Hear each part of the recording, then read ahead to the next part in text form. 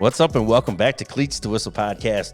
We are here with the head man. My name is Brad Valdez. My name is Kevin Watson. And this guy right here, man, is Paul Mandeville. I appreciate you, man. I keep saying this in the other two podcasts. We're going to do whatever we can for you to get this program back rolling, man. Appreciate that, man. A whole lot.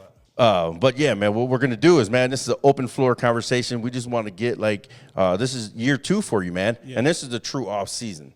So take us through it all, man. Well, this is like my first year on the job.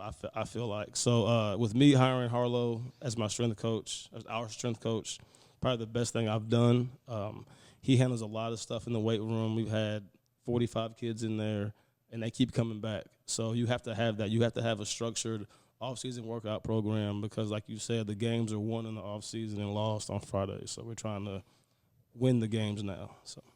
I love it, man. I keep talking about culture change. I keep talking about, the coaches on the sideline that are just like, man, this isn't the same team.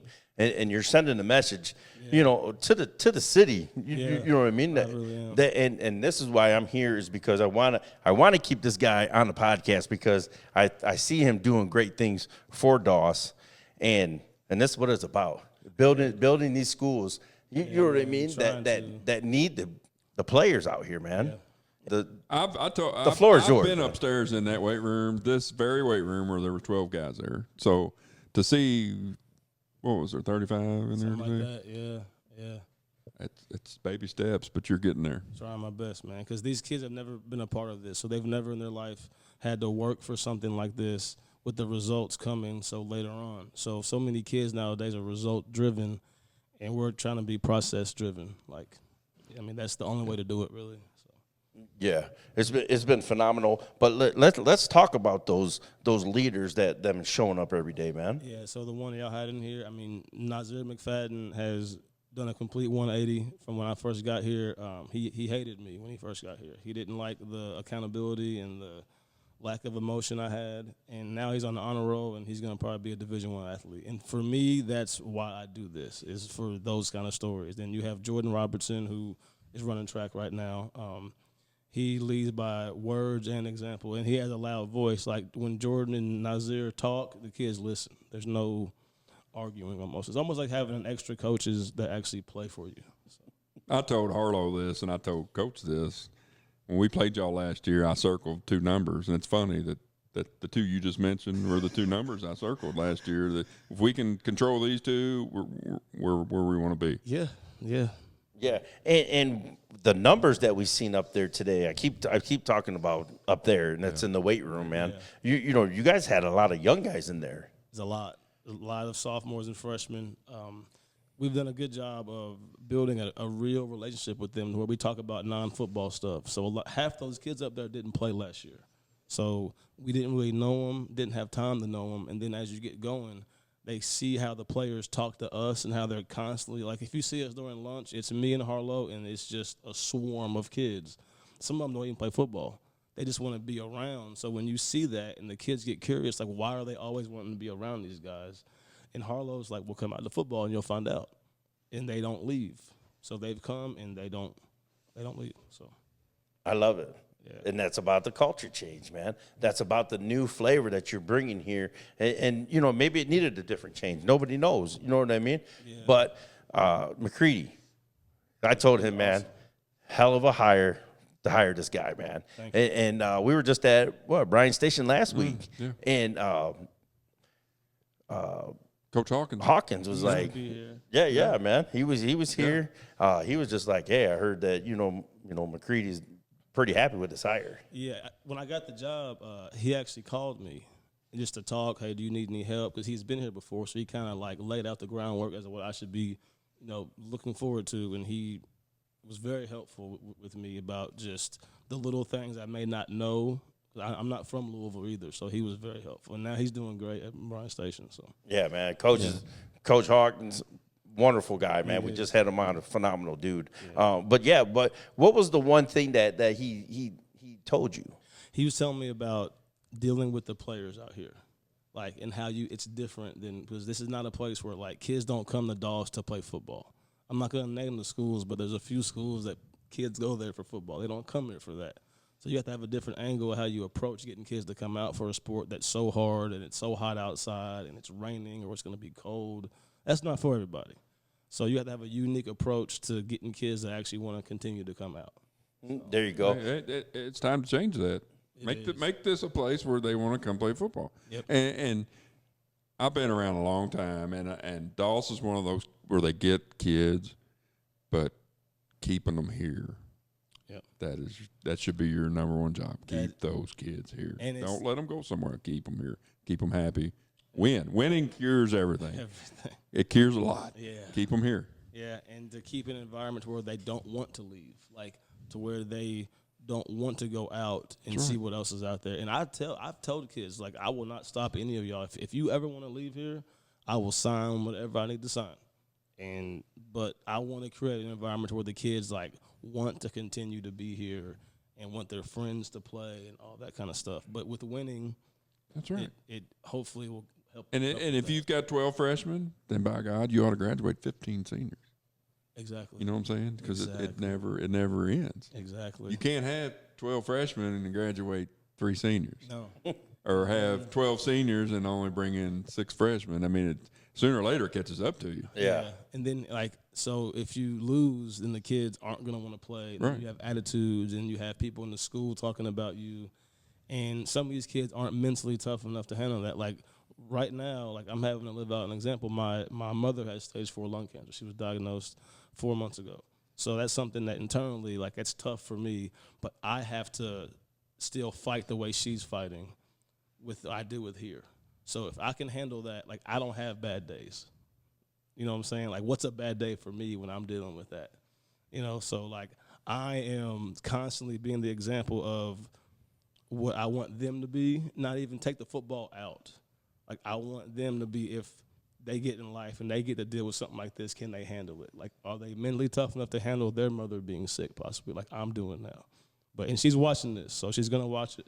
I love you. Just keep fighting, please. And she's going to be at our homecoming game, and she's going to be there. I love it, man. And the kids will pick up on that. And the kids will say, hey, he's doing this for me personally as a student athlete. Yeah. When he could very easily say, guys, I'm out this year. I need to stay home, take care of my mama. Yeah. They'll see that, and they'll appreciate you. I mean, and it'll build that family atmosphere that's what a lot of these kids really need as a man in their life. Yep. And a lot of kids don't have that. No, and I want to be like Harlow had his son in here yesterday. So he's able to have his little boy, he's 8 months old, up in the weight room watching the kids max out on bench press. So, and the kids see that, and, like, they're not going to forget that. You know? So we're trying to show them how to be a man, which is hard. It's hard being a man because you got to do a lot of stuff you don't want to do. That's what being a man is doing things you really don't feel like doing over and over and over again. So if I can be an example for them to when they get later on in life and they hit a wall, they can hopefully be like, well, I saw Coach Mandeville handle adversity the way he did. Yes. So. And you're getting there, trust me. And I told the Harlow's episode, and we had a conversation after the game. Yeah. And I said, that's the first time I've been at Dawson in a long time where every kid looked me in the eye. They shook my hand. They said, good job, Coach. I mean, they could have very easily been like, man, screw y'all. Y'all beat the crap out of you. Man, I don't even want to shake your hand. Every one of them looked me in the eye and said, good game, Coach. Shook my hand. And I told you that after the game. I said, you may not be there yet, but you're getting there. Thank you. Yes, and sorry to hear that about your mom's, man. And but what's her name? Sandra Mandeville. Sandra, we got your back. We're praying for you. Yes, right. Yes. And facing adversity, you know what I mean? Him facing adversity, having a kid. Yep. You know what I mean? That you might not sleep at night. Yeah. You know, you dealing with that's setting the stage for the season. Even though they don't even understand that yet. And a few of them, like Jordan and Nazir, I've had some in this office, some like personal conversation with how that's going and how I'm dealing with it, and they've been helpful with me because I told them, like, I don't need no BS this offseason. I got some stuff going on, and they've been great about that. Like, I will always, I'll never forget that. You got them. Kids. Yeah. when you can discuss personal stuff like that with them, you got them. Yeah. Yep. And They got your back. They'll run through their wall for you That's this year. critical for me. yeah, and talk about some of the young guys, man, that nobody's gonna know, man, and they're grinding just like the big boys. So we just had the new kid come from Florida, Yevs Alexis. We call him Junior. Y'all saw how big that kid is, and his hips and everything. He's a great kid too. So, and then I think Tyler Martin is a sleeper that once his confidence gets to where it needs to be, I think he could be really, really good. He can play running back, linebacker, safety. Justice Gillian is going to be possibly our future quarterback. He's been here since day one in the summer, and he just shows up and works. He wrestled, and he just works. So we had some sprint work about a month ago, and he was beating everybody. So Wrestlers are dudes, man. they are. Yeah, they're different. You have to. Yeah, they're built different, man. The mindset, you know what I mean? The mental thing. tough. Yeah, Tough. they're mentally tough. I mean, you have to be tough to play here and to play for us. You have to be tough. Talented, that's not up to you because God. I mean, but toughness, you can deal with your own toughness. So if you're not tough, I tell them that you can't play, and it's not personal. Like you know me, it's not absolutely. personal. And some of the, it's funny that you said that because I've been a part of some major blowouts before where I walked off the field and I was like, that's the toughest team we've ever played because they didn't quit. Yeah. They gave you everything they had and they kept going. That, and like I said last year, that, to me, seeing that, you're right there. Yeah. You're right there. Thank you. All you got to do is kick that door in, man. Yep. That's Yep, and it starts week one. It starts with week Southern, man. Well, it starts as first two scrimmages. Oh, yeah. We didn't get You'll any know last exactly where you stand after those. Yeah. So Yeah. Speaking of who you got in the we scrimmage? are at Carroll County, and then we're at Moore. Lonnie. Oh yeah, Lonnie. Lonnie's crazy. Damn. Okay. Carroll So, County, That'll be a good match. so with this coming up, man, you got Harlow, you got CJ back, man. Your staff, man, you complete? Yeah. Oh yeah. So we just added a guy. Come on. We've lost a couple, but to me, there are no losses. Everything is addition by subtraction, basically. So we lost a few guys, gained a few guys. If guys don't want to be here, man, like, how can I help you find somewhere else to go? It's just high school football. We're not making millions of dollars here. And I had to get rid of a guy kind of because the players didn't like him. So if the players don't like you, then I can't help you. That's up to you. Right. It's not up to – I can't help you if the players don't actually like you. So I think we'll be better off top to bottom staff-wise. Yeah, and if you can build a little consistency with your staff, that'll go a long way with the kids too, knowing that the same guys are going to be here every. Yeah, because the three guys that were on the pod, they're here. Yep. Right. You know what I mean? No, right. They're here, and that's what Coach matters. Bikes was up there. Yeah. In the weight room. Yep. Yeah. So okay, and this is the last question for me. Goals this season. You know what I mean? What do you want to see this team achieve? I would like to see just less mistakes. Like, just less mistakes. Like, these kids make mistakes, and a lot of it was first-year stuff, but just less mistakes. And then just see what happens after, at the end of the game. Like, just don't give the game to someone else, And hopefully I don't have to get rid of as many people.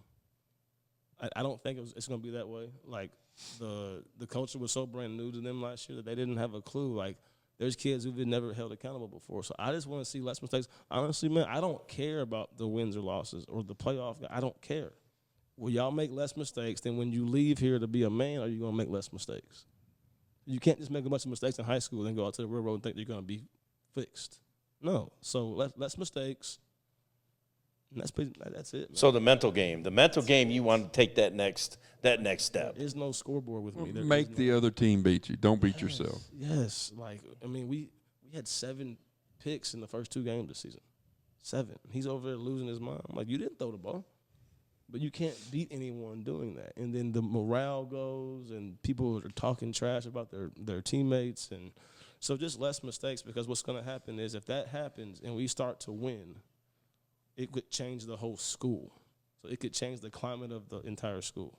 So that's Football sets the tone for the entire sports year. Every school, I don't care if it's Trinity, I don't care who it is. If the football team's successful, everything else just falls into place. Yep. Coach, did you got anything else, man? No, this dude's gained my respect. He's growing on me. I mean, I didn't know much about him when he started, and we've kept up and talked a little bit. And Thank you. I'm an alumni, and you know that. So if you need anything, I told Austin that I would like to put something out, and we'll get some guys to come to your games, man. I mean, it's tough when winning cures everything. You start winning, people want to be a part of it, but hey, be 3-0 when you play that first home game, and let's see what happens. That's it, man. And I mean, because one of the best things is the behavior in the school building. Like, that has been the best thing for me, and it wasn't like, cause sometimes, in the off season they're not in football season, so they may get a little loose on their behavior. No, they did not, and it was as a unit, like, to where if you get a guy here coming off track, they were either getting him off the track all the way or pulling him back on and trying to help him. Because you either come back on, you got. Well, and you've got two dudes, Jordan and Isaiah, that hold people accountable. And that's what you need. Yeah. And that's there it again. The C word, the culture change. That's part of it. When they start policing themselves, you're on the right track. Yeah, man. Yes, Makes sir. your job easy. Yes, sir. So, like I've been saying at the end of these episodes, man, alumni, if you do watch these, please make sure you come and support this guy. Like I said, I'm just here because I like this dude. I like Paul just because, you know what I mean? I seen the changes, the C word, the culture. You know what I mean? And that's nothing against everybody that was here before. But No. everything's different now. It changes. Yes. So culture change is not a knock against who was here before or the kids that were here before. These are different kids. You're a different coach. It's different. Yeah, I was raised by a soldier, so like, I was raised by a soldier. You said it all, right? You don't have to say anything. Exactly. You were raised by a soldier. The standard is standard, man. The standard is the standard. Yes. That's it. Yes, phenomenal episode. But yes, alumni, if you're watching this, please come support these team. Phenomenal young men in this building on this football team, and they're led by a hell of a man. Phenomenal episode, Coach. Phenomenal. Thank you. Yeah, don't be afraid to reach out. We'll help you any way we can. I appreciate you guys. Yes, sir. Like I always say, everyone has a story. We're here for them to tell it. Cleats to Whistle Podcast.